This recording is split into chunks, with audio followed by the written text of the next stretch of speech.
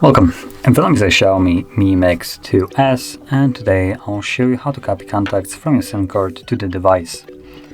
And to get started, you want to open up the standalone Contacts app, which for me is right over here. From the Contacts, tap on the three dots, go to Import Export, and choose Import from SIM card. So for me it's SIM card 2, that's the tray that it's on. So select it, and then it gives me a couple different options where I can import those contacts to. So I could import it to the device or to two different Google accounts that I have logged in here. So I'm gonna obviously go with the local, and from here you should see all your contacts that are on the SIM card. You could either select them individually by tapping on it like so, or tapping the check mark right at the top to select all of them. And from there, choose import.